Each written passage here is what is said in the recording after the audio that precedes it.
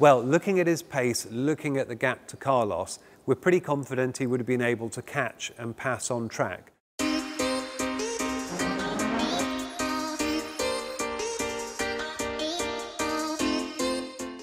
Do we think we would have been able to fix George's damage in time had he been able to bring the car back? Well, the first issue is he tried to get the car back, but he couldn't. And with it being on 3 wheels, it's a long, long way to drive it round in that condition. Next question, could we have fixed it? Well, we'd have had a pretty good go. It would have needed a new floor, there was damage to the bin deflector, there was a bit of bodywork damage, but had he got it back, we would have certainly done everything to get him back in the race. How is George? Well, he's good, but the first thing was just he was relieved to see that Shov was okay after that accident. You saw he jumped out of the car, run over to see if there was anything that he could do to help. When he got back to the pits, he was obviously frustrated that he couldn't take part in the race. He was desperate to take part in the British Grand Prix to try and put on a show for the crowds, and really that was the biggest disappointment. But he was pleased with the pace of the car over the weekend. He's excited that we've got Austria just in a couple of days. So really he's looking forward to just getting back in the car and trying to get some more points on the board for the team. How much difference did the new upgrades make? Well, the key thing for us here was seeing that they actually performed as expected. And they did that. They were delivering a few tenths more downforce to the car. And we think that we saw that in terms of the performance on the weekend. The other thing that was nice to see was that there was a bit less bouncing, the car was behaving a bit more normally. It was easier for the drivers to work with it to tune the balance. So overall, it was a pleasing result for us, not just to see Lewis on the podium, but to see that update kit perform as we hoped. In retrospect, would we have chosen to put Lewis on the medium tyre at the restart? Well, no, we would always still go for the soft tyre, and there's 2 reasons for that. The soft tyre is quicker until about lap 10.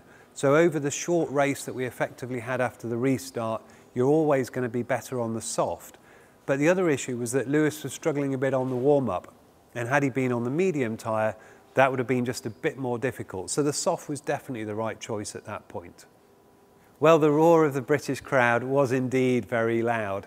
And certainly as engineers, we can hear it on the pit wall, in the garage.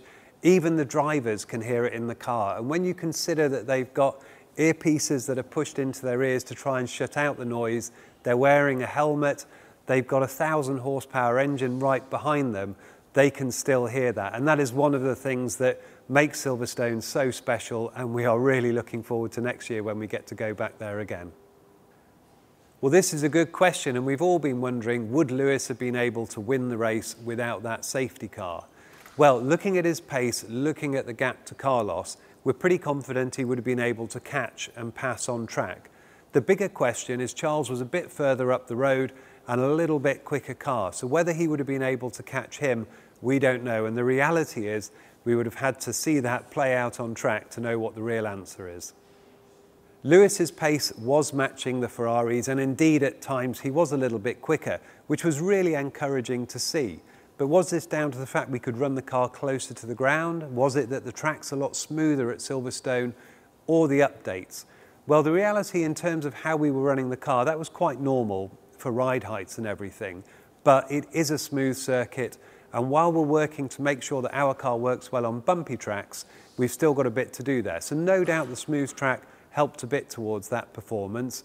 And then also, yes, the updates did play a part, and that was encouraging to see, because that's the bit that will carry into the next race, the race beyond.